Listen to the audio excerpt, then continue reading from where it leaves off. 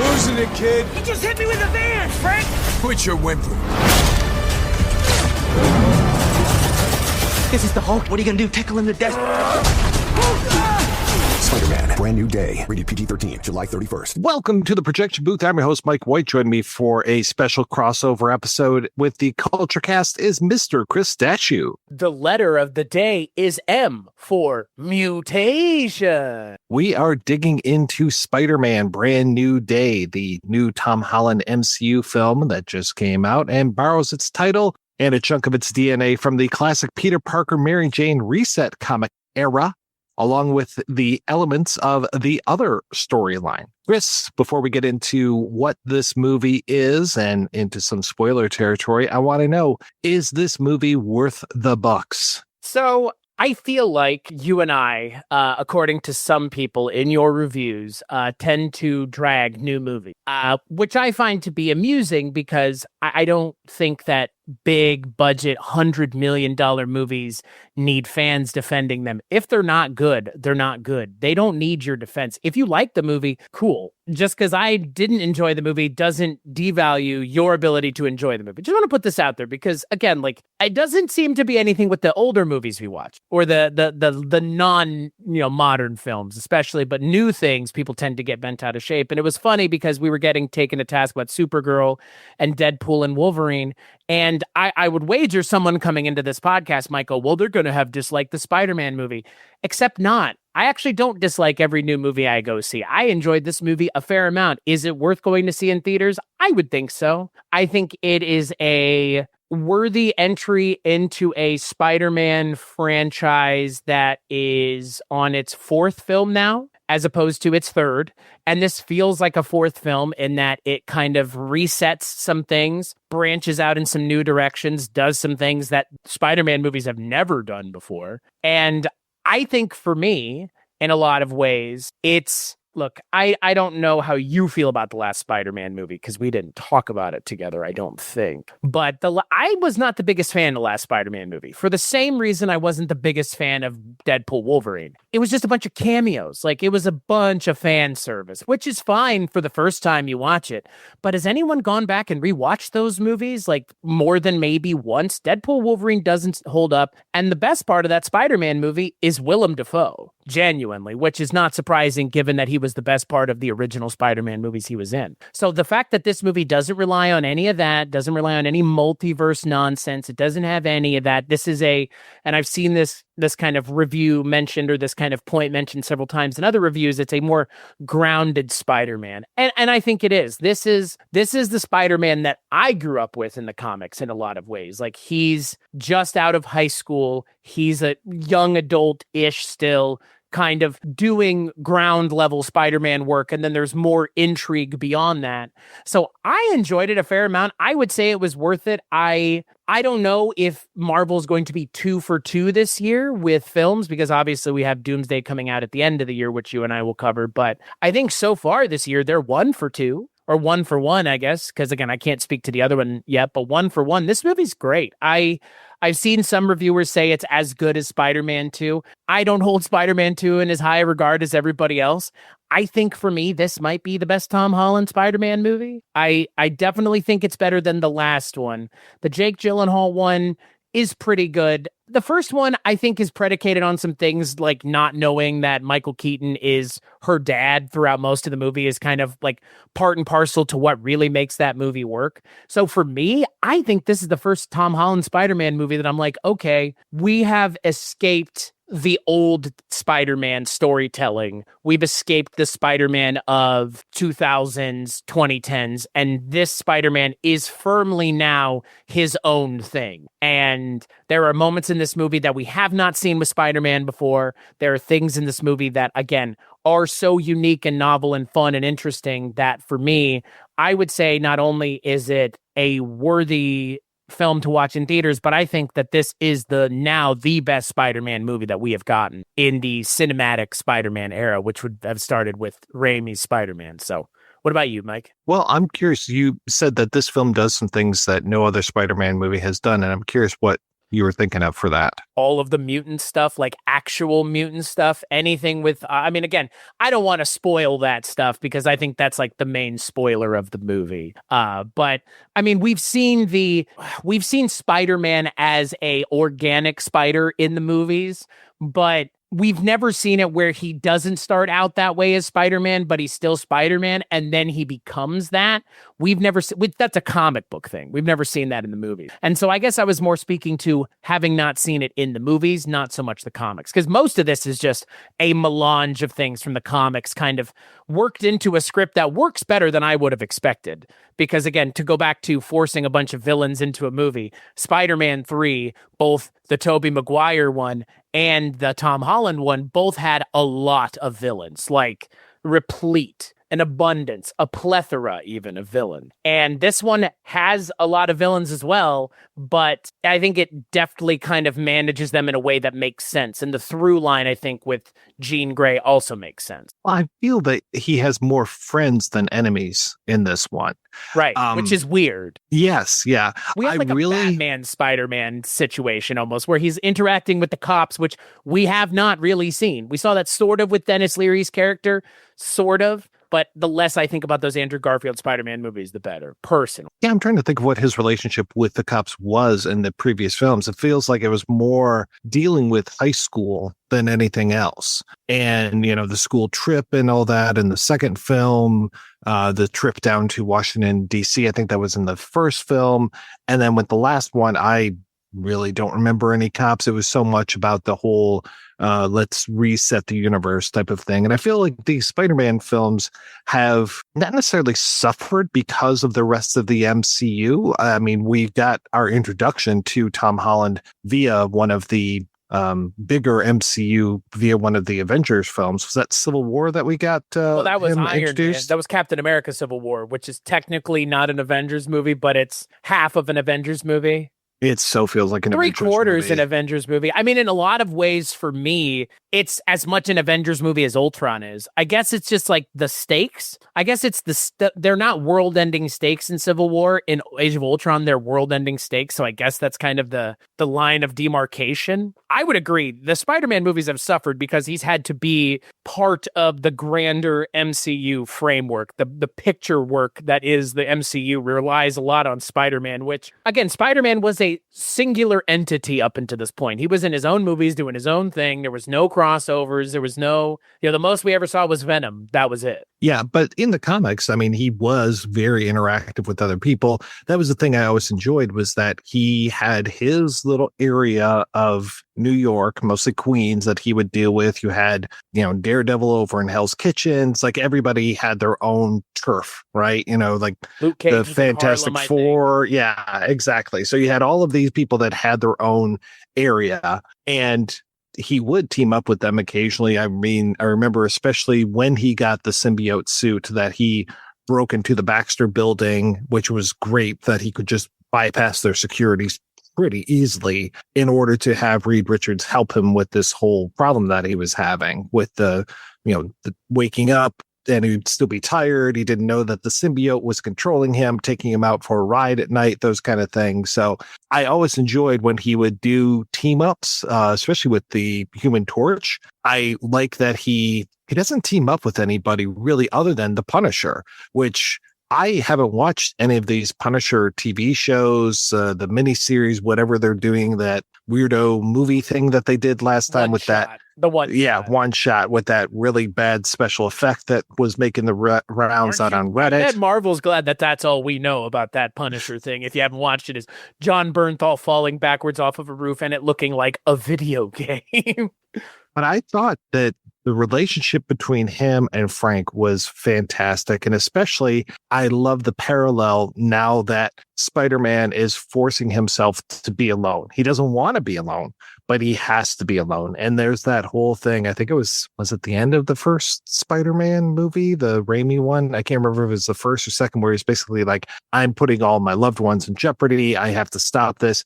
Here in that third movie, he really was like, no, I have to make sure that nobody knows who the hell that I am, and thus wiped everything. But yet he's so desperate for any sort of friendship friendship that he's now friends with the Punisher. I love that moment at the beginning where there's the girl who recognizes him. Oh, we live on the same floor. He's like, well, not anymore. And he moves up to the basically like the attic and creates his own lab up there. There's no mention of Iron Man in this film, which I kind of like, because there were moments, especially in the first Spider-Man film, where it was in danger of becoming an Iron Man film because Robert Downey Jr.'s personality is so big and the Iron Man character was so big. It's like Spider-Man doesn't need him, but he did need that tech. I like that he's got the tech in this one, that he's kind of proven himself that he can do all of these things on his own. He's got Evie instead of, needing Friday or anything like that. I really like that he's in this position now of, you're talking about how this is the Spider-Man that you're familiar with. This is also the Spider-Man I'm familiar with. The only thing that's missing from this is taking photos for the Daily Planet. Right. And I kind of appreciate that that's not in this. It was actually better that he doesn't need to worry about that job at this moment. Like, I don't know how he's making his money.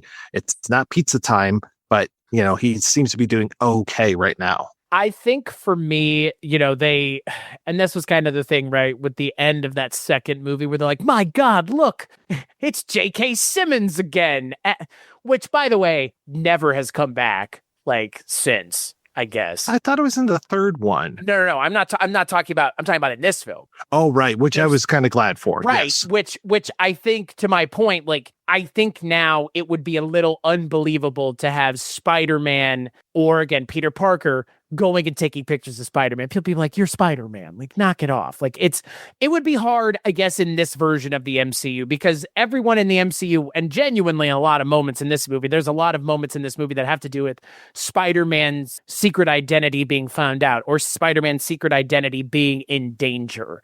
And I like that, like you said, we don't have something that's forcing us to suspend disbelief every time we deal with it, which is, he's my friend. Okay, why isn't every villain in the city just going after Peter Parker then? Again, that's to go back to this, why the stories of Spider-Man have been the way that they are. They've had to retcon everybody knowing that Peter Parker was Spider-Man multiple times. And I mean, here, the movie is doing that as well, because they kind of backed themselves into a corner with that second movie. And then in the third movie, they did this, complete forget with Doctor Strange. I think they actually nailed it in the landing here, because this is kind of the landing, as it were, from that third movie, from the fallout of the third movie. I think it works. I like that, like you said, we have Spider-Man as he has ever been his own agent, with nobody else other than maybe the Punisher and the woman from The Bear, which I loved, by the way. I was just like, oh, so now we have Spider-Man kind of interfacing with the cops in kind of an interesting, novel way. It's not like a Jim Gordon Batman. It's more like some of the things I've seen in other Spider-Man entertainment, like Spider-Man video games or stuff, where he's kind of working, no pun intended, symbiotically with the cops to, help them out where, they can't really deal with a giant tank parading through New York City, but Spider-Man might be able. Right. Which is a great way, again, to introduce the Punisher into this. And I really was very happy when it came to, I don't really want to call her Black Widow, even though they're calling her Black Widow in this, Yelena, now of the Thunderbolt / New Avengers. And I was so afraid it was going to turn into Thunderbolts 2 for a minute, but I like that she just is there to help with a little bit of information.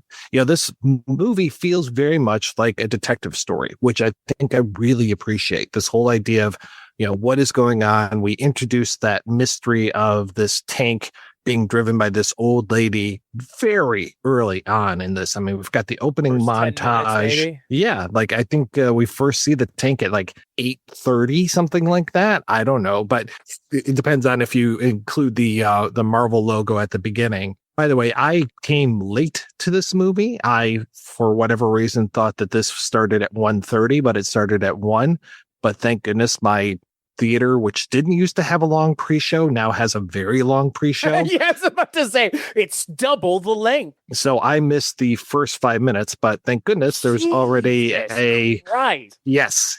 So 25 minutes of pre-show. So I didn't see any trailers, none of the commercials, nothing. So I'm kind of happy about that. So I walked in when the tank was already rolling down the street.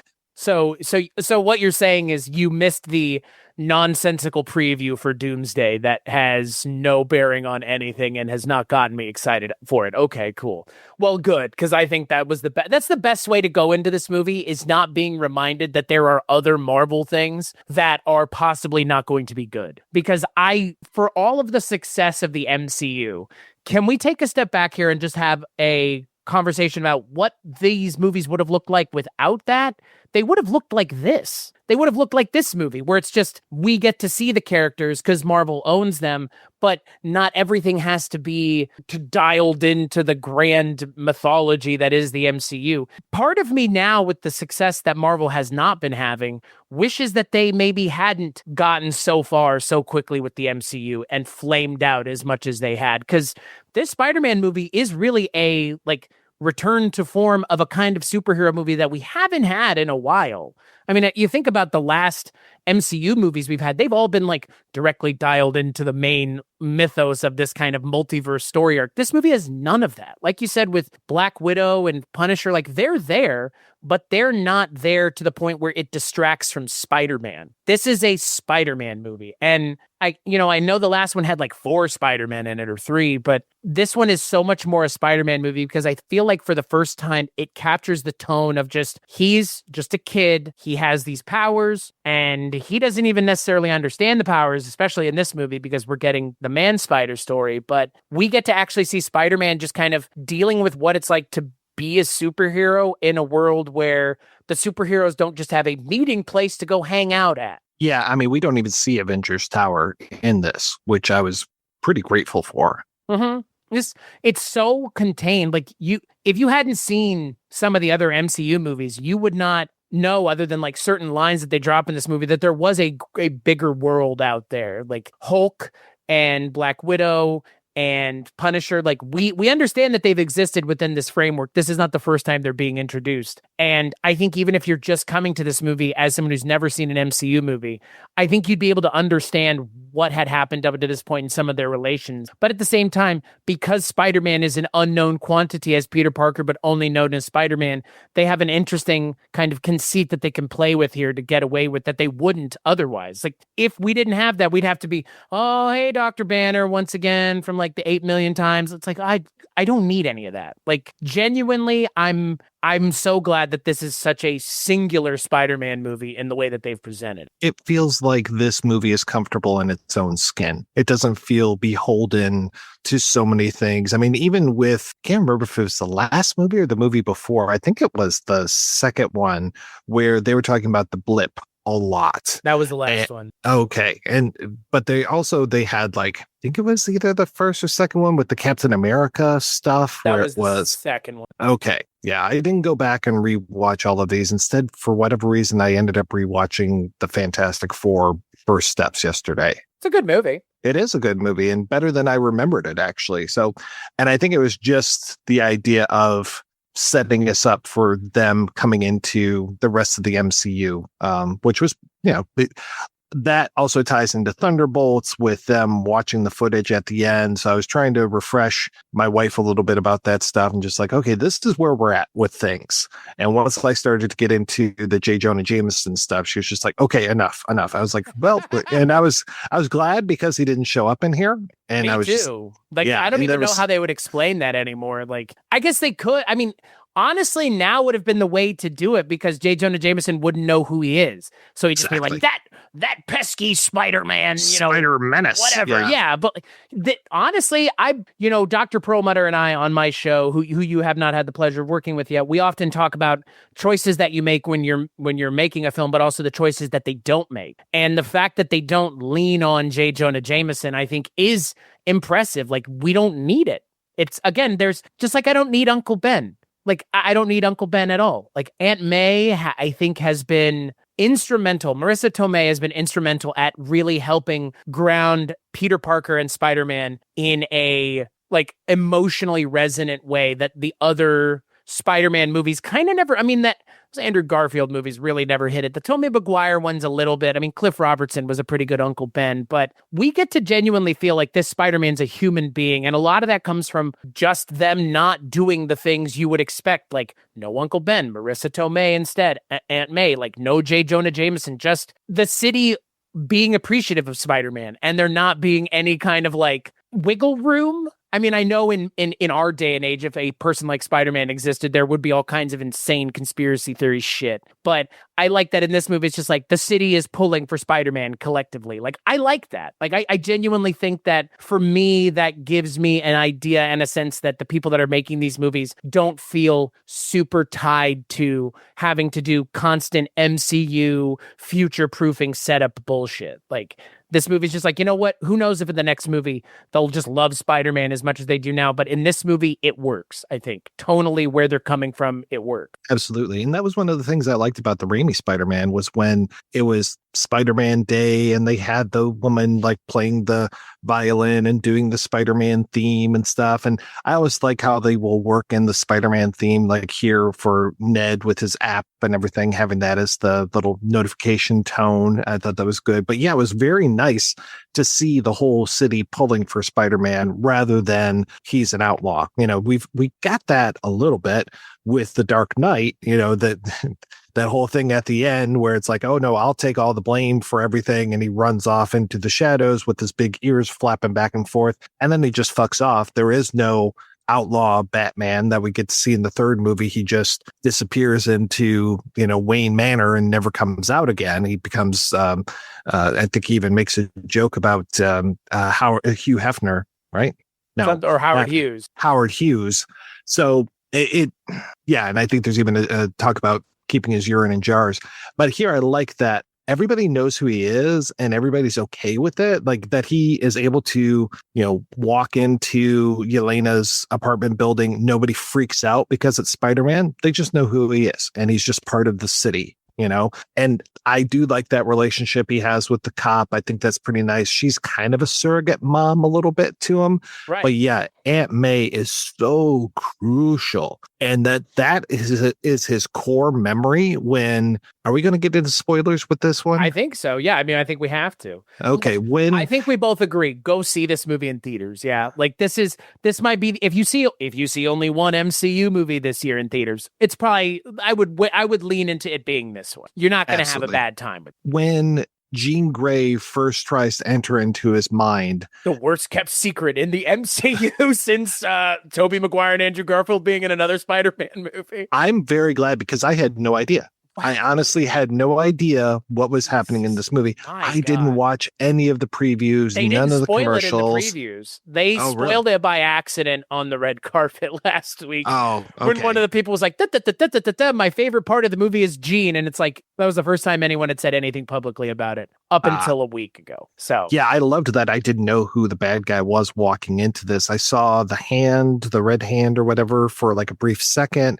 I thought I saw Scorpion, and I really thought Scorpion was going to be our main villain in this movie with the way that he was introduced, which was just bizarre. But I liked when he shows up, and I thought it was a really good suit. And it's just nice to see a classic villain like that. So when Jean tries to enter into his head the first time, that's the memory that comes up, and that's the memory that keeps going back to. And that for me is basically with great power comes great responsibility, but we don't hear that in this movie. And I was kind of glad for it. It's like we're breaking with tradition in all the right ways for me. They're hinting at it. They're remixing it. I mean, we have the Keith David kind of commentary that goes on during that Spider documentary that Peter's watching, which, by the way, I know. Did you watch any of the previews for this movie? You didn't watch any of the previews? You should go back and watch some of the previews because the way that they use the Keith David narration is really good. Like, it's really well done. It really makes you feel like the people that are making this movie are telling a Spider-Man story. Like, in the vein of like the last great Spider-Man story I think anyone told was the video games. Like, those Spider-Man video games that have come out on PlayStation are the people who make those games get it. They're able to really like you have the whole city, you have a whole cadre of villains and heroes to mess around with, but they really get to the idea of what Spider-Man, this version of Spider-Man, is and what his story in this movie is, which is finding himself again and who he is. Is he Peter Parker? Is he Spider-Man? By the end of the movie, I love that I'm both and I can be both. And I like that it's that moment, and it, you know what it feels like? It feels like the reverse I Am Iron Man moment. And it feels like this is a like brand new day, feels more like I would say for me, Brand New Day seems more about the MCU as a whole and less just Spider-Man. Because for me, that feels like this movie's big, like, I am Spider-Man moment, right? He could literally echo the I am Iron Man moment, but instead it's I am both. And that is so important because Tony Stark, he was either Iron Man or Tony Stark. He had a hard time being both. And I think we kind of saw maybe by the end of in Endgame. I mean, even in Endgame, he says, I am Iron Man. Like that ends up being like the whole, you know, kind of egocentric mantra. Yeah. Right. Like that's who Tony Stark is, right? Like he could have been Tony Stark at the end of that movie. And instead it was about being Iron Man that one last time. And in him being Iron Man that one last time, he sacrifices everything. I don't think Peter Parker wants to sacrifice everything to be Spider-Man. He wants to be both. And I like that this movie, again, it's more emotionally in tune with what I was hoping a Spider-Man movie could be than any Spider-Man movie before. Genuinely, like this is an emotionally engaging Spider-Man movie.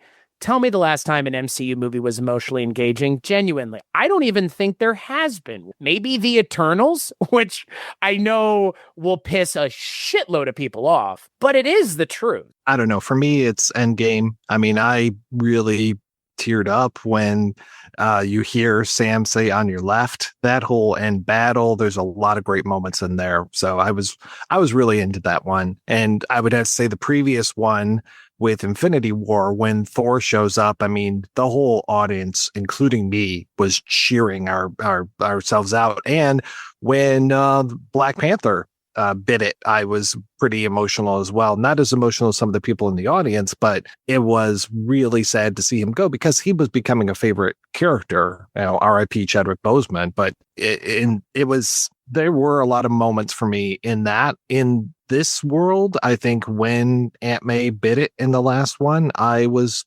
pretty upset. And really had hoped that wouldn't happen. But yeah, there are a lot of moments in this where I was just like, oh, wow, I could really feel the heartstrings being tugged, you know, especially with all the stuff with both Ned and MJ, which was really, I like those characters so much. And I like the actress that played them so much, especially the guy that plays Ned.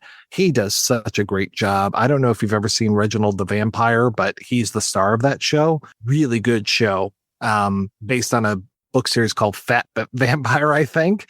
He plays the perfect fat vampire, and I just love what a fan of Spider-Man he is without being a creep in this, and I love his theories on who Spider-Man actually is. I think that's the only time we see Flash. I was afraid that Flash was her boyfriend when he showed up, but I was quickly dissuaded. I was like, oh, wait, no, that's just another guy with like longer black hair. An Indian. Another like Indian looking actor. It was very funny because I thought the same thing when he came on screen. No, we only see Tony Revolori in the one like shot with him, and I think it's like Martin Starr because they were both from the last three movies. I mean, again, like there's not a lot from the first three movies. There's a lot from there's a lot of MCU stuff if there's MCU stuff, but there's not a lot from the previous movies other than MJ and Ned, which I liked. I genuinely thought, like, good. Reject the other I guess there's Scorpion, but again, like Scorpion was barely a part of those other movies anyways. Like, it's not like Scorpion was a main villain. He was about as much of a villain in those movies as he is in this, which is to say, like, he's being piloted by somebody else or has kind of a different engagement with Spider-Man that's not just a direct villain. Because wasn't it in the first movie he was stealing the control, like the equipment from Damage Control or whatever Damage Control was, or the cleanup? I thought that was Vulture. But he was part of like Vulture's gang. Was he? Oh, Yeah, okay. yeah. All right. Right. That's why his I barely gear looks remember like that. Vulture's gear. Oh, It's because they're all like, so like, it's all like, you know, kind of Chitauri tech, I'm pretty sure is what this all was originally. Oh, yeah. And that's the thing. Like there are things that have fed into this movie that are deep MCU stuff. I guess when I meant emotional things, like not characters dying or like big stand-up moments, but actually like engaging with the character as what it means to be a superhero. And that's not something that these MCU movies have been interested in doing. The only time we've really seen that in a big budget movie is those Chris Nolan Batman movies. And I think this movie is, in a lot of ways, what those movies could have been, which is, what does it mean for a person to give up their life to do this? Because it's kind of hard to have a normal life if you're doing this. And Spider-Man is now taking it upon himself to see what it is that he could do to balance those things out, because standing on your own by yourself is clearly not a viable option in the MCU. So I'm excited to see where they go with it, because they seem to be kind of getting at the fact that like Spider-Man, any future Spider-Man movie will have more of this kind of stuff, more him engaging and interacting with other people. It'll be a Spider-Man movie with other people, not so much like Spider-Man in someone else's movie, a la, Captain America Civil War. Because that was not a Spider-Man movie. He just, happened to be in it, which still one of the smartest things they've done was introducing him in a movie that wasn't his own movie. Absolutely. Him jumping onto the screen after the Under Ruse thing was just, that was still pays perfect. off. It's still paying off to this day. The audience went fucking crazy for that, man. Mm-hmm. Yeah. And I again, this is very much a detective story. Him trying to find out what's going on at Damage Control. I mean, he even gives a Columbo line as he's leaving the office of the guy who's running Damage Control. He literally does a one more thing. And he's talking about the whole VMAX thing and, asking about that big vault, what could be behind the door of that big vault. I like that it's kind of a MacGuffin. I don't think there's anything inside that vault, because they get in there, but she doesn't get what she wants. There is nothing waiting in there. When they kept talking about VMAX, I kept thinking, Venom Max or something like that. I was just like, oh God, I hope it's not the symbiote. I really hope we're not going that way. The other thing I was very surprised about is just the limits of the mutation that Spider-Man is undergoing. I really thought we were going to see full-fledged Man-Spider by the end of this movie. I was hoping for it. As someone who enjoyed the cartoon in the 90s, I always think of that Spider-Man toy with the spider face and the 6 arms, I knew they were not going to do it. I guess they did as close as they were ever going to do, right? Like, this is more like that story. And again, this was when I was reading the comics. I've kind of lapsed on reading comics, but when I was, 15 or 16, I guess, is when the Other came out. And that's more what this is like, he doesn't turn into a man spider. He just becomes more like a spider. The spider DNA is becoming more reactive for whatever, again, MacGuffin reason. Let's add Bruce Banner to this movie of it all, which I think works. I mean, again, if we're leaning into now, and again, I joked about it when we opened the episode, like M is for mutation. They say it a lot. And if you didn't know X-Men were going to be in this movie, they gave it away. Like, before Jean Grey ever shows up, like, he's like, mutant this and mutant that, and it's my RNA, and it's my DNA, and the mutation, and it's like, okay, so they're trying to... Can we talk about how they've done this before? Because they already did this, right? With Scarlet Witch. Right. The X-Men have been in the MCU for like a decade now. But they had to explain it all the way. They couldn't use explaining it all the way here too is my point. Like, they're doing the same thing that they did with Scarlet Witch, where it's like, we have them and we're trying to figure out their powers, and in us figuring out their powers, they are able to better understand and then have an amplified version of their powers afterward, which is literally what happens in this movie. By the end of it, I don't know if Jean Grey could do that stuff ahead of time, but by the end of the movie, she's able to literally create a bubble like 50 miles or something. It's like a huge, like 110 kilometers or something around her, which she hasn't been able to do up until that point. So it makes me think what they were doing in this movie exacerbated that. Just like with Scarlet Witch being, who was she being? Was it Baron Mordo? Not Mordo. No. Who the hell was it? Not Dr. Claw? Like somebody in Age of Ultron, right?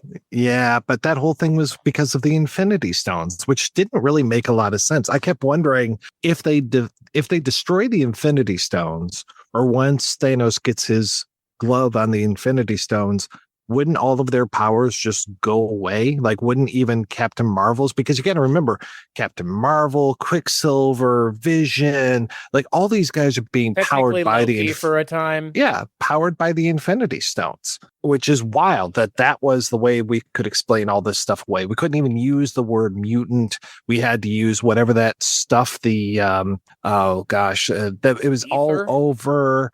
Well, it was all over Agents of S.H.I.E.L.D., which tied into the not the Eternals, that short-lived TV show that was so bad, The Immortals. The Immortals, the one with Black Bolt. And yes, the exactly. CGI dog. Right. And the one with the CGI hair. Yeah. Good God. So the project Kevin Feige wishes we didn't mention in this podcast. So all that stuff was, we need to get around mutations somehow. We need another way to explain how people have powers. It's a radioactive spider, it's gamma radiation. That was one way of doing it before we had the mutants. And I kind of appreciate that we have mutations here. I appreciate too when she forms that bubble around herself. It really reminded me of the moment when Professor X has a freak out in Logan and everyone is paused, and can't move. Only like Logan can, get through it because of his healing mutation. I like that a lot. And it feels like this movie was made with that future proofing in mind, because we already have how they're going to have some of the mutants in the MCU be, because they're just going to be reformed versions of the X-Men from the Fox ones, because that's how Battleworld is, right? It's just like everything gets mashed together.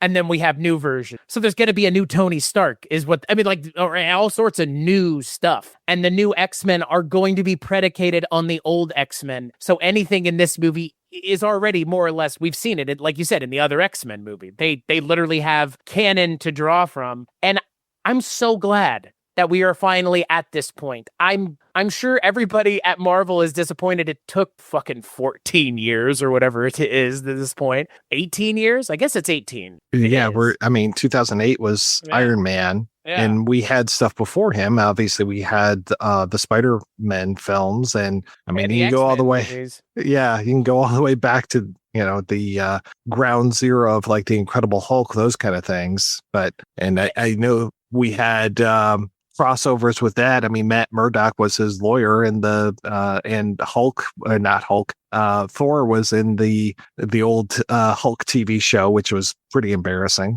Well, again, like we don't know with Doomsday how far their net goes back, but I hope whenever we do see more of the mutants, it's in this same vein that they've done with Jean Grey in this movie, which is giving us something we've seen before in some respects, but in a lot of other ways, mining things that have not been mined before in the comic books.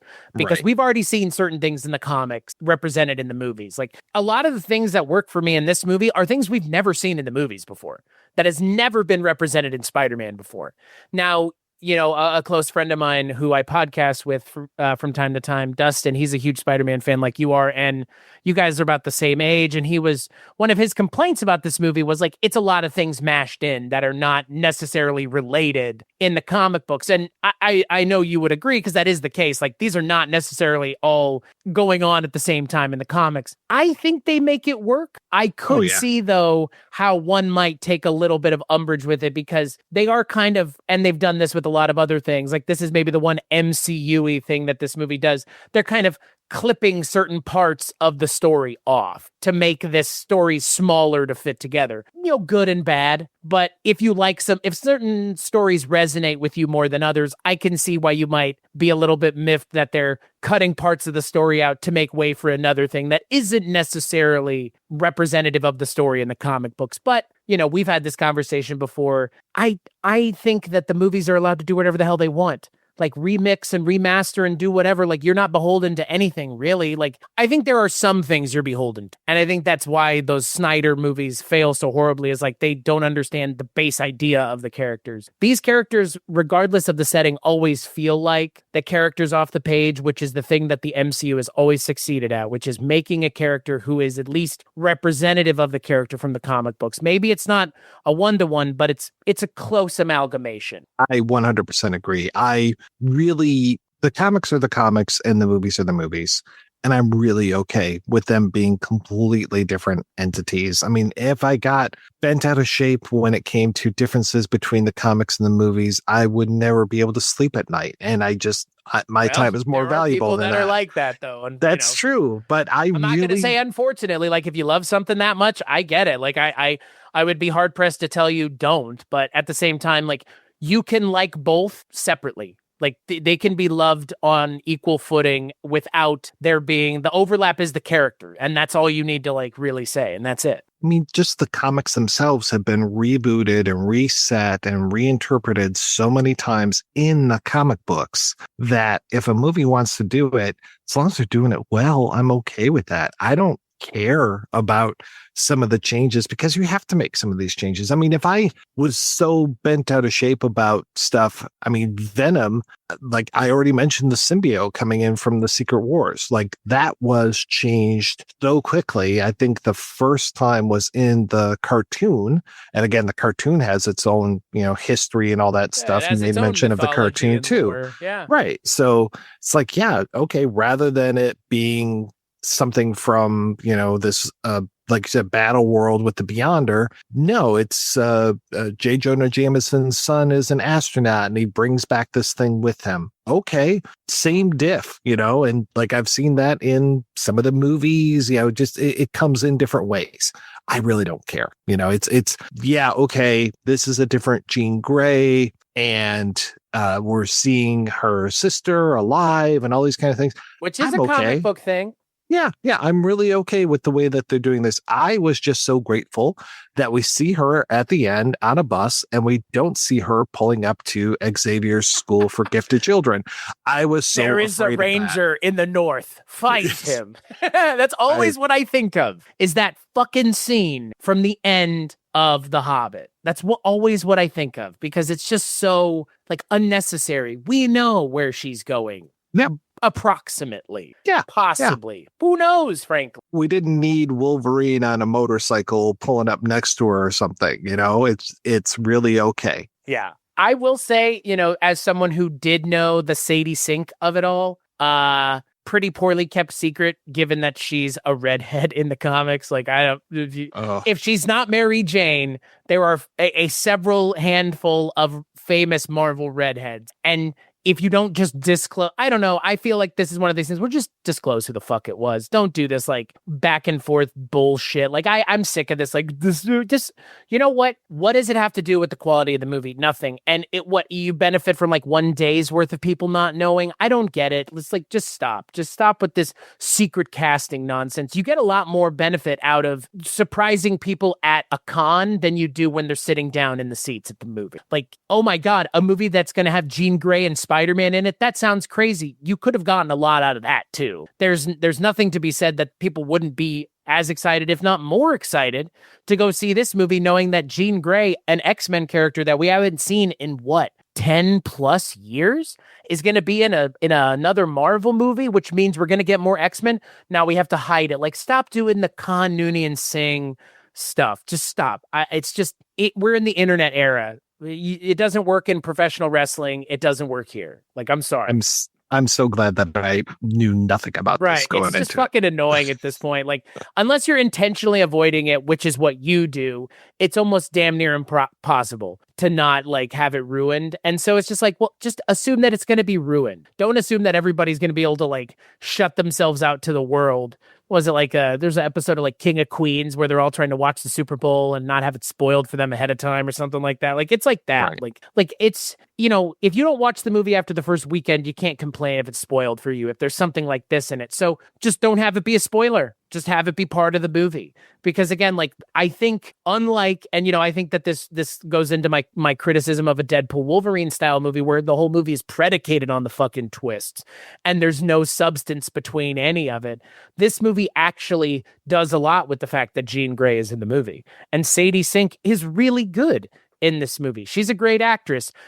Again, as someone who's watched a lot of Stranger Things, I can tell you that was like the thing most people know her from. And towards the latter half of the show, she's not really given much to do. But as someone who's seen her grow up as an actress from a preteen to now, I guess, in her 20s. Like, she's a great actress. She's a great dramatic actress. She gives the character of Jean Grey a lot of intensity that a character like that needs, because if we're going in the direction that I think we are going with that character, which is a Dark Phoenix story or a Phoenix story, you need to have a character that can have a level of aggression that the MCU has not seen before. It's like Scarlet Witch on steroids. I hope to God they don't do another Dark Phoenix story, because we've seen it so many times. I mean, I remember... right, though. No.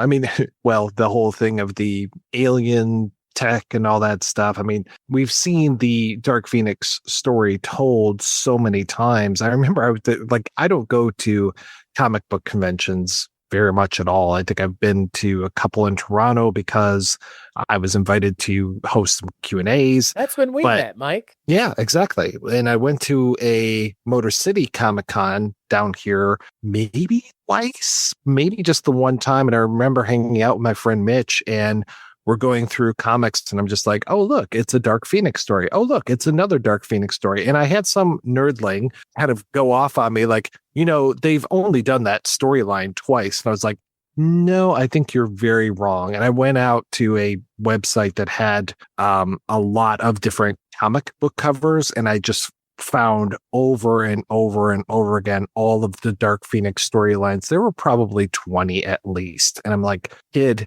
they've done this to death. And so even seeing it in the movies, I mean, that was such a major part of one of those first X-Men. I think it was even part of one of that whole James McAvoy world of X-Men as well. Wasn't it? Yeah, I think you're right. I did not go back. Talk about things I'm not going to rewatch in preparation for Doomsday. Those movies. Well, you know what? I might, just to remind myself how bad they are, because I will say, as someone who is a Michael Fassbender fan, he is really good as Magneto. He is good. These movies, which is, I mean, to be fair, he's like, can I just call him White Idris Elba? He seems to be in bad movies, but he's always good in them, which is like Idris Elba's thing as well. Like, he's in bad movies all the time. He's not the bad part, but I saw Dark Tower in theater. I have a right to claim. Ooh, Assassin's Creed, my friend. Oh, yeah. Dear. Yeah, there you go. Like, it's interesting, though, because, again, like the X-Men, we've heard about for years now that they're going to come into the MCU. And what's funny is,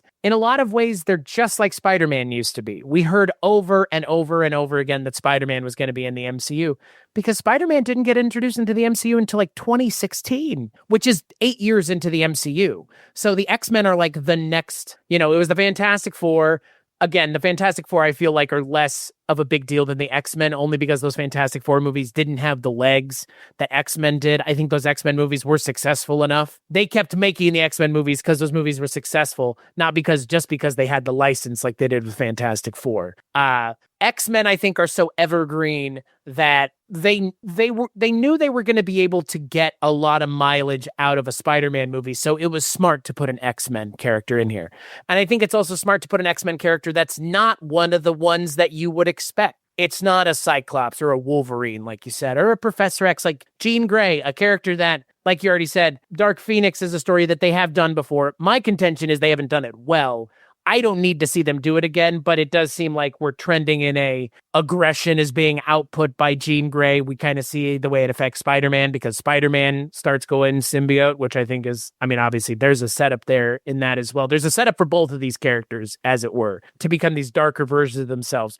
I don't need a Dark Phoenix thing, but I do think it's smart that we have a character that doesn't have a massive built-in iconic fan base the way a Cyclops or a Wolverine or a Magneto or Professor X. And I think beyond those four, any character would have been fair game. I mean, that's why Deadpool used Colossus. That's the way I look at it. Like, you can get mileage out of lesser X-Men characters by have them interacting with characters that are tonally very different from themselves. And what have we had so far? We've had Professor X show up in the Doctor Strange movie. I always forget about that. And then we had Beast show up in the Marvels. Yeah, which may or may not ever have anything to do in the future. That's the one that they've never readdressed. And I guess technically they never readdressed the Professor X one. And that was nice too, because we had Black Bolt show up, which I think is probably going to be one of the few times we ever see those guys. I mean, who knows with Battleworld? I don't know. I would assume so, but at the same time,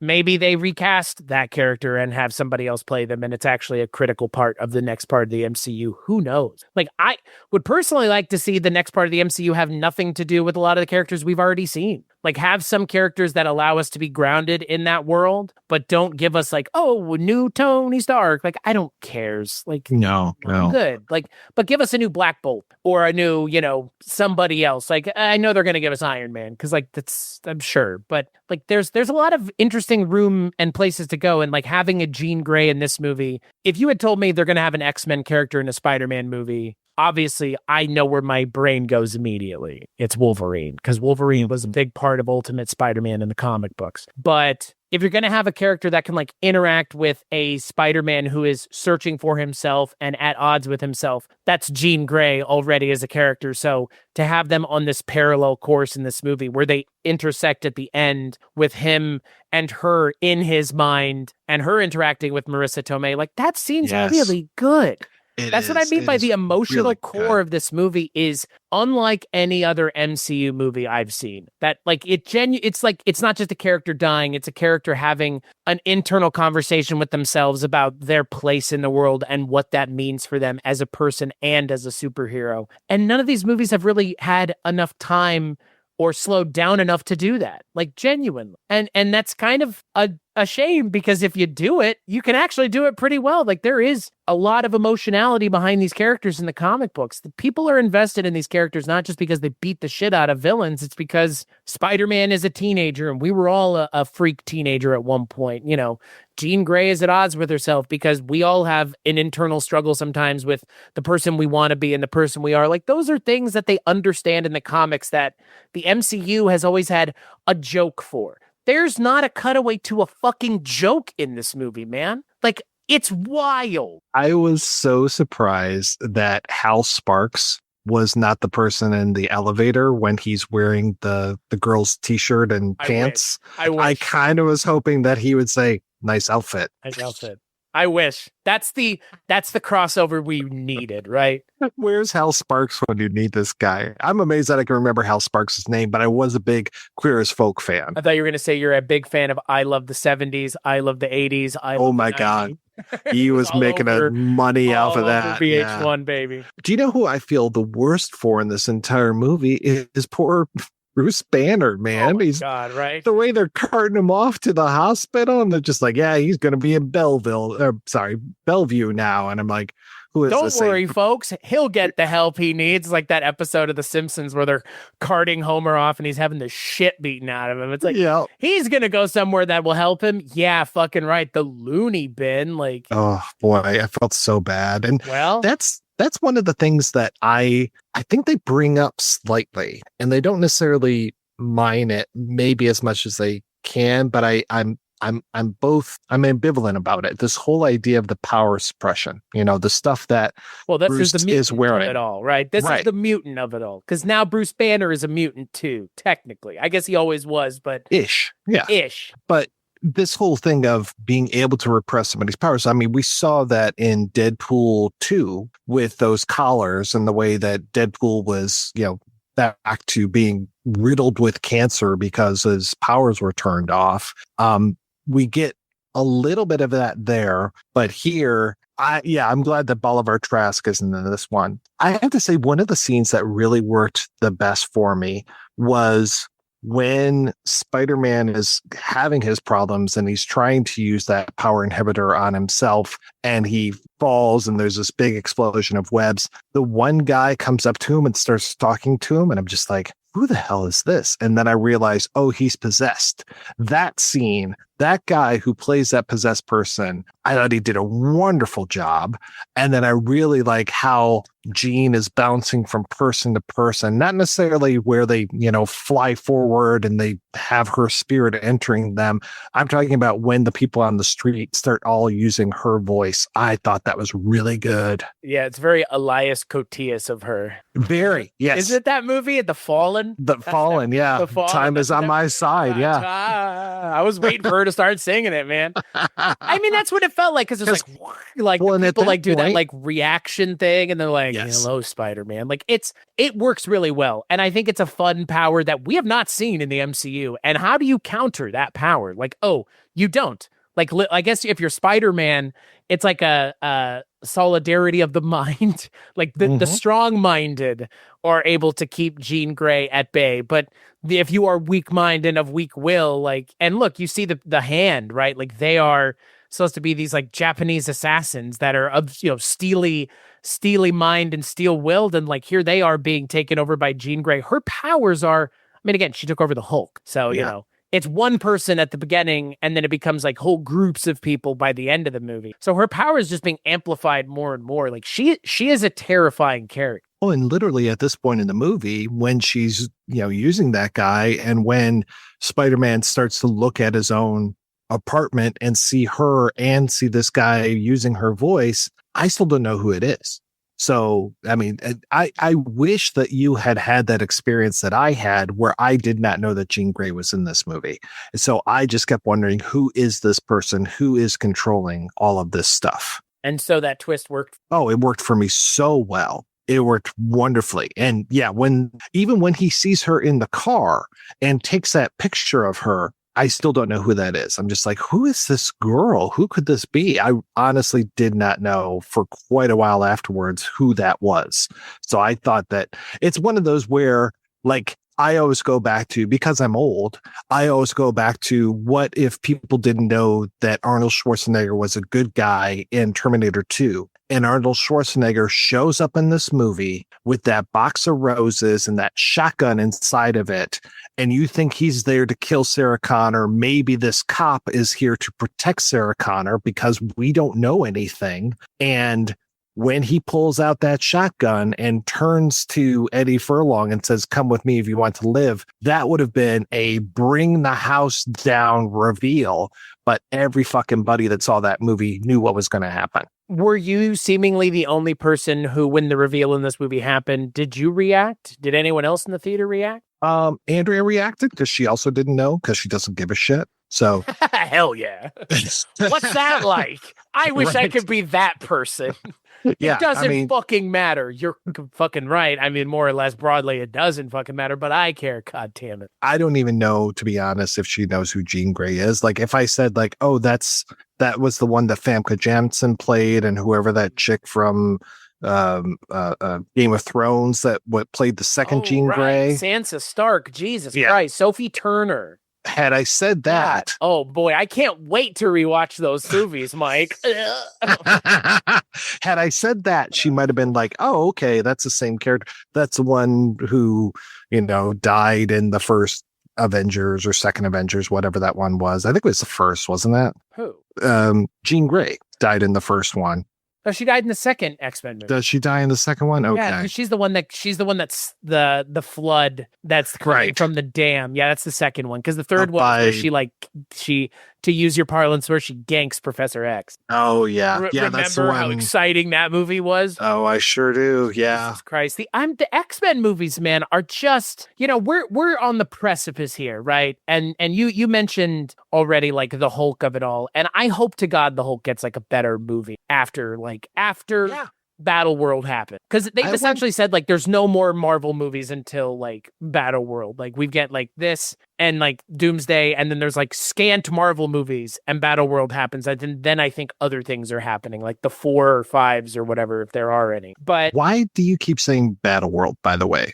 That's the sequel to Doomsday? To Avengers. Doomsday. It's not going to be called Battle World, but I'm going to be called Secret Wars, I guess. Like, Battle World is like the thing that is going to happen at the end of Doomsday, where like all the planets are mashed together into one big planet. Like, they've ruined so much of this ahead of time, because they're doing these stories because they have to reboot everything, even though they don't have to reboot everything. This is how you don't reboot everything. Imagine if Doomsday wasn't happening and this was just the next thing as they're introducing X-Men, and that's it. Like, I would have been so much more excited, because I have such a real aversion to the Avenger movies after Endgame, because like Endgame was like maybe the last good thing that they've really done in an Avengers context. Like everything else, all these sideways Avengers movies or halfway Avengers movies have not been great. No, I can agree. There's been so many. And it was kind of surprising to see that some of the screenwriters on this also worked on Quantumania. But I think more importantly,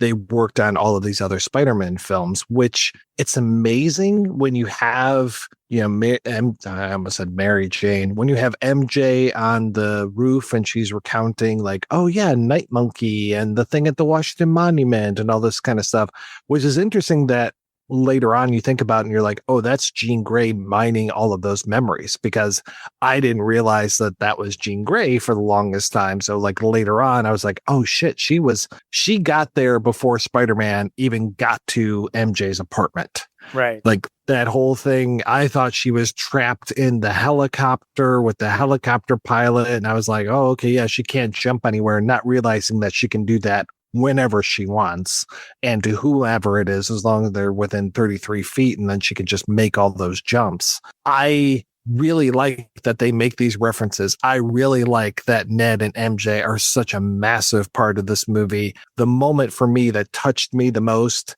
is when it was two scenes, one of Ned and Spidey hanging out and just being friends again, and just the way that Spider-Man is so happy to have friends one more time. Such a smart way to use it, right? Like he made the Spider-Man app, so if Spider-Man shows up, he will just lose his mind, and there's your in, Spider-Man. Like, yeah. But then the handshake at the end, so I fucking love that. Oh, I got chills during that scene. It's such an earned moment, and that Peter, like, Jesus, no, I'm with you. Like, that's what I mean. Like, this movie, the best parts of this movie are the emotional moments between the characters. It's not the big action scenes. The action scenes are great, but it's an MCU movie in 2026. Like, I don't expect the action scenes to be bad. They kind of have always been pretty up to par. The thing that's nice about this movie is there's an eye for the comic books. We get those panel shots essentially where Spider-Man is, like recreating panels from the comic or covers from the comic. Oh yeah, the famous first cover with that criminal that he's holding. Right. That was so good. They do all of these things that make me understand that the people that are writing these Spider-Man movies are fans of Spider-Man, not just in a surface level way. They actually understand the character, because this feels like a Spider-Man comic book in movie form. And that's because Spider-Man is an emotionally driven character. It is about his relationships with MJ and Aunt May. And obviously, I mean, we've never seen it in these movies, but, Harry Osborn, though we get Ned as his best friend in this movie. Or, again, we saw him with Tony Stark in the other movies as kind of the stand-in for Uncle Ben in a lot of ways. But this is the first one where I genuinely feel like Spider-Man is an emotionally grounded and real character. And it took 3 movies to get to this point, and they've kind of snowballed to this point because Tom Holland is so good, I think. Like, he's the best Spider-Man, like, at this point. Like, and I think that this movie cements it. Like, he went 4 for 4. None of the movies struggle because of him at all. Like, and Zendaya, also fantastic. Not an actress I've seen in a lot of things up until this point. I've seen her in several things, but I saw her in The Drama earlier this year. She was also great in that. But Tom Holland and her and Jacob Batalon, the guy who plays Ned, are so good. Just that the chemistry that they have. They feel like friends, because I think they are friends in real life. And obviously Tom Holland and Zendaya are married. So, also that. But Tom Holland is able to really be charismatic with anybody he's on screen with. And that's Spider-Man. Like, Spider-Man is PG Deadpool in a lot of ways. He's not as meta as Deadpool, but he is cracking jokes, and he is stretching at one point. He's like, I'm not a teenager anymore. Like, great. Like, this is what I want from Spider-Man. They're nailing it. Like, yeah, Tobey Maguire got that. Andrew Garfield got that too, but this feels so much more earned because I really empathize with the character underneath the mask more than I ever have before. I completely agree. Yeah, when I can't even remember what the one-liner is when he pulls the piano at Scorpion. Let's hit this out on a high note. Yes, that's so good. Yeah. There's so many good things. And yeah, the whole stretching thing, I was like, this is really good. I like this. This is great. And that's what I loved about Spider-Man, was what a smartass he was when he put on the suit. When he's Peter Parker. He's endearing. He's endearing. Endearing. He's kind of quiet, kind of shy. But then when he puts on that mask, it's balls out. And he's been that way, for forever, and that's the thing. When you get good writing and you get him being able to make those quips, even just the stuff of him arguing with Frank Castle and that whole thing of like, I saved you in Queens. Bernthal, by the way, in anything. I'm not so a fan good of him at all for the most part. I really liked him in this. And like I said, it almost makes me want to go back and watch The Punisher. Not quite, but you got 2/3 of the way there, maybe. Like, I don't even think you're half. This movie, I think, is the best he's been, The Punisher. I liked him in the Accountant movies, both of them. And I'm trying to remember, I think he was in that one with, who's the guy that played Freddie Mercury? Rami Malek, the amateur. I think he was in that as well, and he was really good in The Amateur. So, yeah, I like him as a supporting character. I don't know if I like him as the main lead of stuff, but maybe one of these days I'll give it a shot. Well, and, we have the issue with a Punisher-style character where he is an R-rated character. So they can also, I think, make that work. We've seen now that you can have Deadpool in these movies. You could. I think Punisher shows that that's a thing that you could get away with if you have the right people writing it and the right people directing it. I mean, again, like, those are big ifs, but I think they can be done because that was, again, a thing that we know, like, there's a possibility that Deadpool is part of the MCU. No, I think he obviously will be, but the Punisher, I think, is a good test case to see, like, you can have a character that uses guns and kills people, and the things that he is doing being rejected by the superhero broadly, because Spider-Man's like, you can't just go around killing people. It's like, I'm going to do whatever the hell I want. Like, okay, they can be at odds with each other, but work together. And I like that this movie shows that, because I think the MCU has been too narrow in a lot of what it's been doing. And I think that this movie shows, like, you can actually tell a smaller story that has bigger implications on the grander MCU without the entire city of New York or the world being under threat. Yes, the entire world is technically under threat, but not really. Like, I don't know, like, yes and no and yes. I think that's what's interesting. This movie threads that needle very, very well, because it does feel like a grand threat, but it feels like much smaller scale. Even in the climax of the movie with Jean Grey, like, it's not a giant blue light pointing to the sky. You know what I mean? No, thank goodness. But and I was glad at the same time, though, like, it does have the implication of that being the case. Well, it's going to be a lot easier to clean up. I think we're not going to need damage control to come in, even though there were some car wrecks, but it's not going to be as big of a deal as the big blue sky laser and the Chitauri showing up again. Right. I was glad that we had that little joke of the Punisher about to swear and Spidey shoots the web over his mouth. That's very comic book to me. I also like that it's the Punisher that is the one that ends up kind of breaking the spell, but also fucking it up and shooting Spider-Man at the end. Like, it's like guns aren't always the answer, but they aren't, just the way that he manages to have Jean stop with that moment, the way that Spider-Man saves her and sacrifices himself. And I really like that stupid moment where the Punisher puts on Spidey's mask and is dancing around like an idiot up in the hospital room. And Spider-Man gets to go out amongst the people as Peter Parker and see the love that he gets, which up until this point in all of these Spider-Man movies, I know we had like Spider-Man Day and like I think it was the first Spider-Man film. I don't think it was in the third one, but like, yeah, we've seen some celebrations, but to see all of those people pulling for him and him amongst the crowd, that little kid that makes eye contact with him and does the web shooter fingers,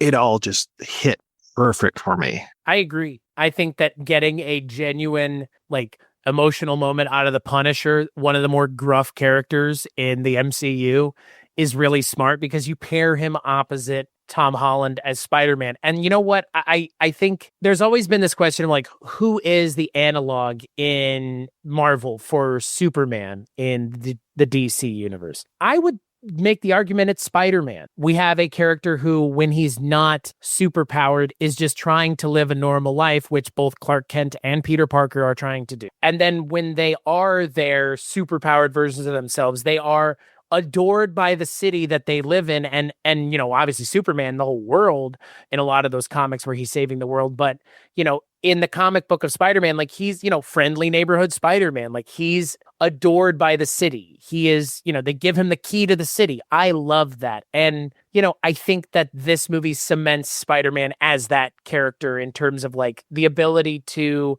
bridge the gap between what the MCU was and what the MCU I hope is moving forward, which is character stories about characters that actually have some emotional resonance to them. We saw it with Thunderbolts. There was the whole climax of that movie took place inside of a character's mind. We saw it a little bit in the Fantastic Four. The whole movie is kind of about four people learning to be a family together, and what does that mean? Like, I think we might actually be trending in a direction with the MCU that is hopeful in terms of maybe not just being Joss Whedon, quippy quips, like, like let's make a joke and then the quip afterwards. Like, we watched Supergirl. I watched Superman last year. Like, Superman was good. I don't know if James Gunn can do another movie like that anymore, where it's like emotional moment and then a quip. Like, people are actually ready to have an emotional moment with these characters. Stop undercutting them. And this movie doesn't undercut them. Like you said, at the end of the movie, there's not some quip when Spider-Man looks at that kid in the audience. It is an earned moment like the MCU has not gotten in a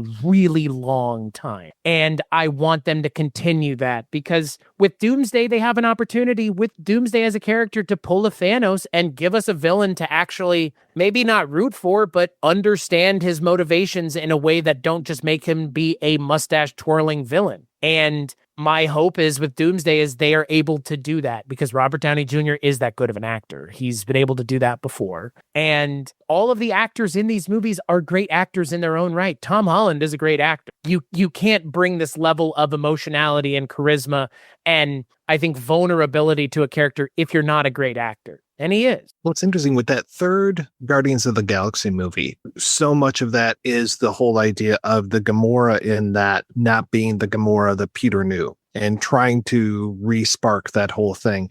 It's a little similar here with this Mary Jane, even though she is the same Mary Jane. But what I wanted to say was when Peter sees Doctor Doom without his mask, he's going to lose his fucking mind. They all are. But especially Peter. Right, but especially Peter. Right. He's the one. I hope so. I hope so. God. I mean, I think that's why. I mean, essentially, I don't think they said Tom Holland's going to be in. So, and that's the thing that I almost said to my wife yesterday. But again, she's so far out of the loop that she doesn't know about Robert Downey Jr. coming back. So that's going to be her surprise. When we go to see Doomsday, she's not going to know until the mask comes off. And then she's going to be like, what the fuck? She doesn't. Oh, okay. So she doesn't know that Robert. Okay. No. And I wonder how many people don't at this point, because I know some people. Okay. Which is, again, it's really weird to me that people don't know. But yeah, I was talking with one of my coworkers, and they were surprised that Dr. Doom showed up at the end of the Fantastic Four. And then when I said, oh yeah, Robert Downey Jr., they're just like, what? What are you talking about? And I was like, oh shit, I just ruined it for somebody. But I was like, this was after the press conference. This was after the empty chairs. This is,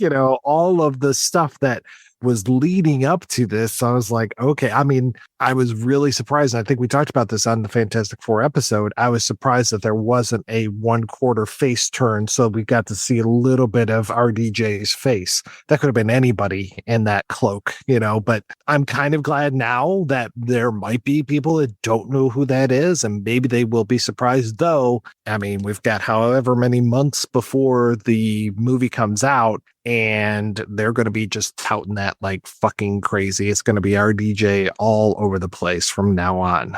I don't know if that will be the case, because I get the distinct feeling that they are not going to do that, because the moment in the movie where that happens, I think, like you've already alluded to, is going to be a moment that needs to be seen in the movie, and they won't spoil it in the trailers. I think that that's going to be like the Jean Grey thing. They're just not like, and I joked about like the Doomsday trailer already. Like it kind of looks, the Doomsday trailer has no substance to it. It is all it's literally just a bunch of shots with no context. My assumption is that's I mean, I know it's intentional, obviously, but I'm assuming that the intentionality behind it is because so much of the movie is going to be things that you have to see in the movie because otherwise it's a massive goddamn spoiler. And Absolutely. and things that I'm not even going to talk about here because I know you don't watch any of that stuff or keep up with any of that stuff. So I don't even want to possibly ruin it for you or anybody else. But to say that the things that have been talked about that have been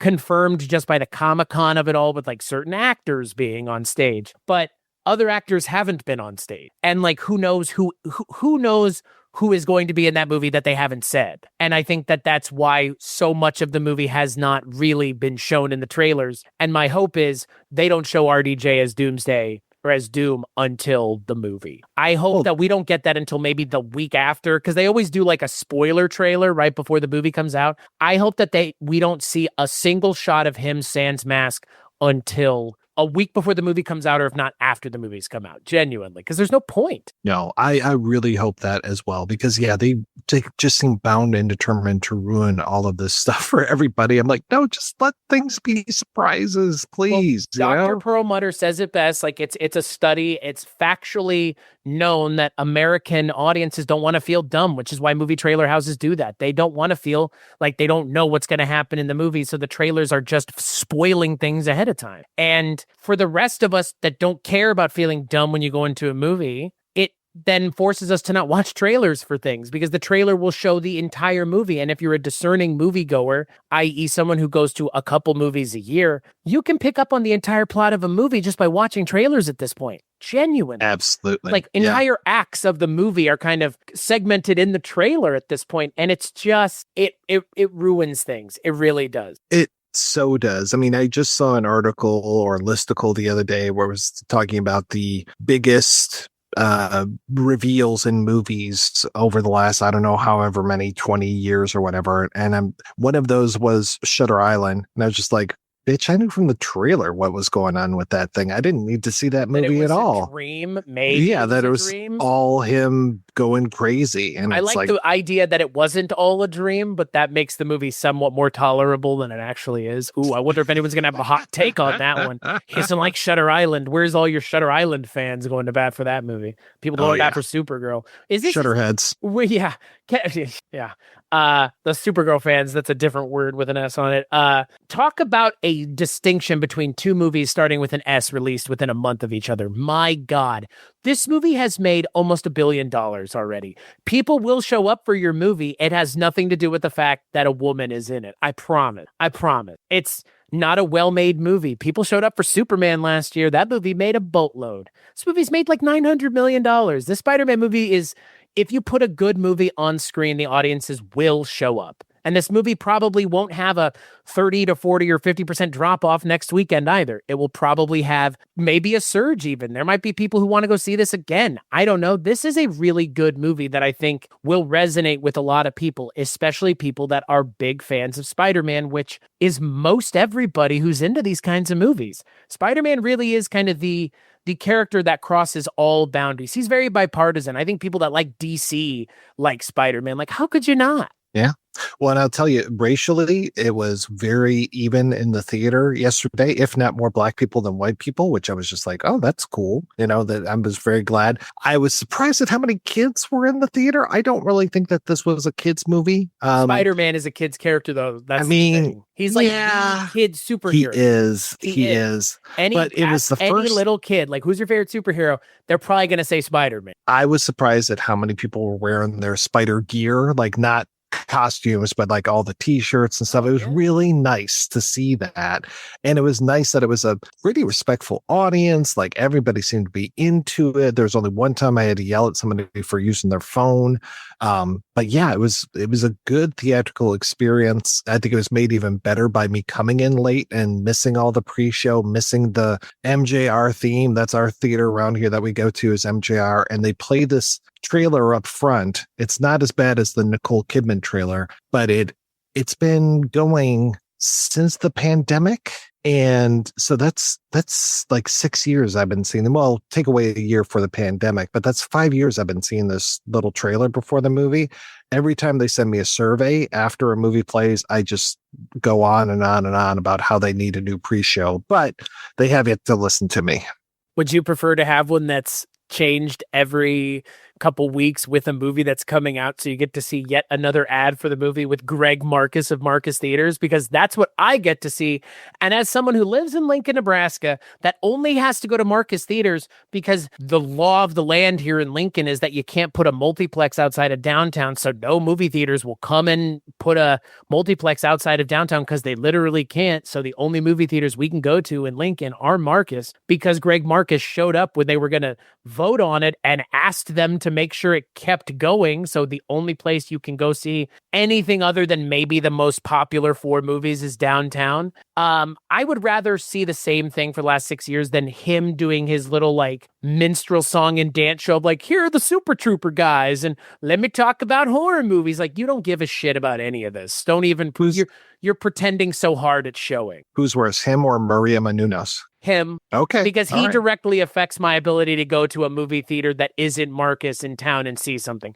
Not that I would go to Alamo Drafthouse if they were in town. That place blows chunks. But I would go to a Cinemark or a Regal or AMC. I would go. AMC has pretty good deals on the movie theater. You pay like $20 a month. You can go see as many movies as you want or something. Like, Marcus is one of those bullshit ones where it's like, for $12 a month, you get 1 movie ticket, 25% off concessions. Like, so you're giving me like a percentage off of the concessions and that's it. Like, cool. So they're not $20 for a bucket of popcorn. Like, they're such a small chain, they can't even offer a good movie pass-esque thing because they just don't care. Like, I would much rather have the same thing for the last 6 years than Greg Marcus's ugly mug shucking and jiving for whomever's new movies coming out. There was a Super Troopers one, and I was just like, oh my God.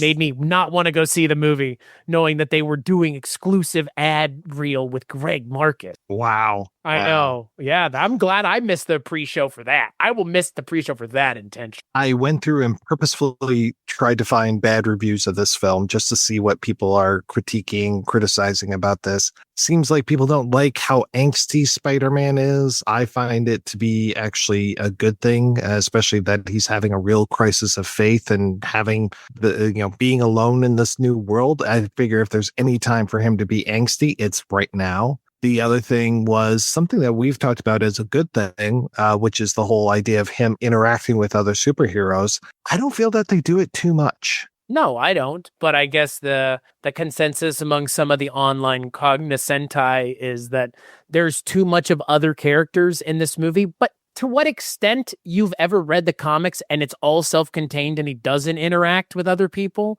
or other superheroes? In the comics, as long as the character can be drawn and is within the scope and license of the publisher, they can put Hulk in Spider-Man comics and vice versa. That's the only reason it's hard to do it in the movie is for a whole host of reasons. Scheduling, getting the actor there, like unless you're just doing a Abomination, and I don't mean like the look of it, but like a Tim Roth thing where it's just like, oh, look, it's just Abomination. Remember when Tim Roth played that character? Like, and then obviously they did it again because he wasn't in Shang-Chi. Tim Roth wasn't, Abomination was, but Tim Roth ended up being in that She-Hulk show. So you can do that in the movies of a certain kind, but it's so much harder than it is in the comics. So whenever people have said anything about that, my response, especially with a character like Spider-Man, is, have you ever read a Spider-Man comic before? Other characters show up all the time.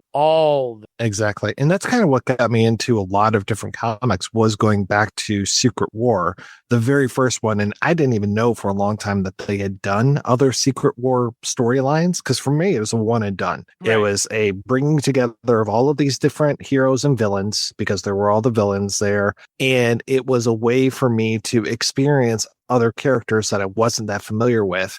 But the thing that really got me was reading the panels and seeing the little asterisk next to something, and then down below it says see Daredevil 25 or see Fantastic Four 252, any of those type of things where you're like, organic marketing, baby.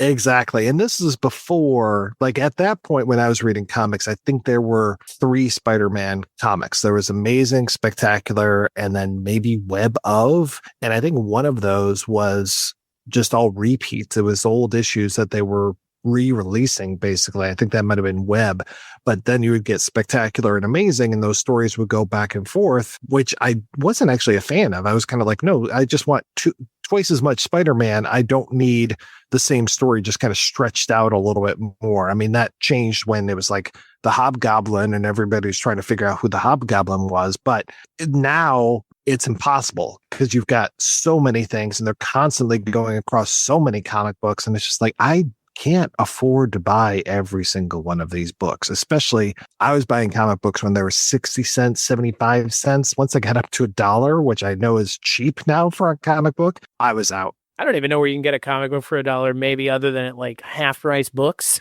Right. Like the bargain bin or like a garage sale. New comic books are like $5 to $6. Oh, I will tell you, crazy. if you want to read comic books the way I do it, get the Marvel app on your phone or iPad or I guess maybe it's on browser, and you could just, it's like Netflix for comic books. You just read as much as you like, and there's not any cap on it. It's like $10, $15 a month. It's probably more expensive than it used to be, like most things. But I don't think this movie leans too heavily on the crossover of it all. I think for me, look, like X-Men is like the ultimate crossover movie in a lot of ways. Like X-Men, the characters are all their own characters in their own right. And anytime they come together for an X-Men movie, I'm like, oh, this is a massive team up movie because a lot of these characters could be their own thing.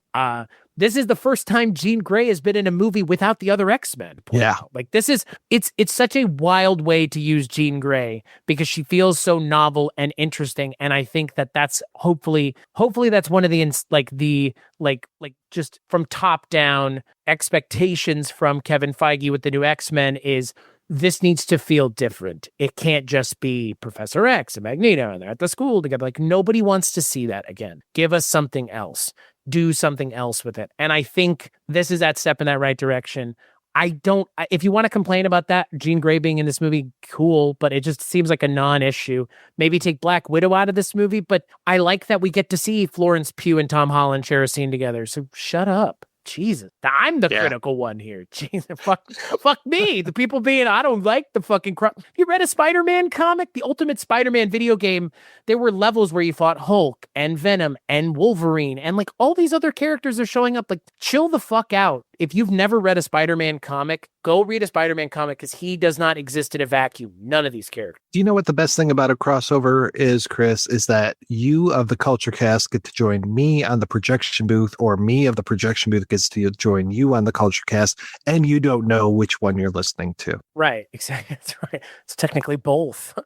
Are you good? I was going to say, I don't have a lot of issues with this movie. I actually don't think a lot of other people do. This is probably going to be one of the best MCU movies that has ever come out. And I think you might agree, though it is a little recency bias, I think it's the best movie that's come out since Endgame. Well, I still like the last Spider-Man movie. I think I like it more than you, which I feel kind of tied up Endgame a little bit more than Endgame allowed. You know, it was like that phase, whatever fucking phase we were in, it felt like it ended. The third one or the second one? The one I'm talking about the one with all the Spider-Men. It felt like that with Doctor Strange, like that came out right after Endgame. No, and 2 did 2 come out right after Endgame? Yeah, because 2 has Spider-Man dealing with the death of Tony Stark. Oh shit, you're right. That's why I was like, right. Are you talking about the second one? Okay, The one with Jake Gyllenhaal. Yeah, that was... No. It's okay. Like, that's why I was like, I want to make sure, like, you remember correctly because it seems like that, but the third movie is actually the first multiverse. That's right. Which is fucking crazy given how much multiverse stuff they, like, ramped up in. Oh, Loki was the first multiverse stuff, obviously. Like, Loki really was the first thing, but Loki was a TV show. So in terms of movies, it was Doctor Strange and Spider-Man, and it was, I guess that was like the same summer. Well, and we got all geared up for Kang with that one. So I can't wait for him to come back because, I mean, he was so great in that last Ant-Man movie. Should we tell him or do I need to tell Mike? Mike, now I have to tell you something. The dog is not coming back. We're taking him out Dynasty, man. Come on, to the farm. They Jonathan announced it. He has to go out to the farm. He's going down the road we can go visit him on the weekends, but Jonathan, that's where he's going to be. And there's nothing wrong with him. What a mess. I do wonder what this all would have been like if we had just been doing Doctor Doom. And now we don't have, like, because again, think back to post Endgame, they still didn't have fucking X-Men. When they were like, we're going to do Kang and then we'll do Doctor Doom. That's what they were saying. I still remember. You can go back and change history and whatever, but that was the thing. So maybe this is the best thing that could happen to the MCU, is that they're going to reboot everything.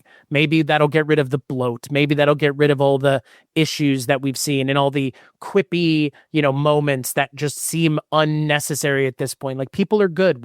These movies can change and get better. And I think if the next MCU movie is 3/4 as good as this movie is, just 75% of the way there, I think it will be one of the top 10 MCU movies that's come out, because this movie really, I think, sets the standard and the bar very high moving forward. And I also think Destin Daniel Cretton should be given a lot of credit here for how good this movie is. He is a great director. I think he is going to have an opportunity now to go do whatever the fuck he wants, given that this movie has made a boatload of money. And guess what? He's not just another white director hired by the MCU. He is a Hawaiian who has made his name doing other things, and then did Shang-Chi, and then 5 years later did this and Wonder Man, which is canceled, unfortunately.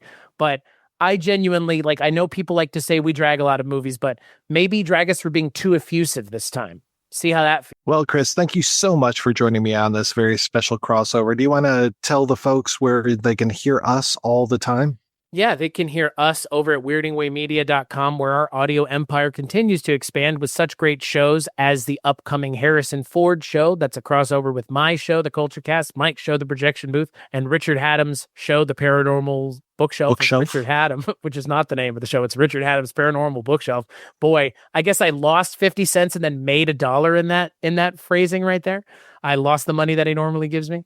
But that crossover show is found at Weirding Way Media, along with Susan Lambert Haddam's 80s TV Ladies, Jamie Benning's Filmentries, Emily Intraravia's, what the fuck's the name of her show? Feminine Critique. Feminine Critique, boy, almost made it to the end without another note. Emily Intraravia's The Feminine Critique, and so many more, along with new shows coming out towards the end of this year. And yes, Mike and I will be covering Doomsday when that comes out, obviously. And that's the next MCU thing. So that's where you can hear us. As for other things, my Patreon at patreon.com/Kulturecast, and Mike's Patreon, patreon.com/Projection Booth, are where you can go to kick a couple dollars our way. If that Harrison Ford podcast sounds exciting to you when it launches here in a couple weeks, that's where you'll be able to hear it a month early, ad-free. So go do that if you're interested in that. And Richard Haddam's Patreon as well. So Richard Haddam, I guess patreon.com/Richard Haddam. So yeah, that's where you can go to find the three of us. And make sure to come back for the next episode of either of our shows, and definitely in December when we talk about Doomsday. Ta-da!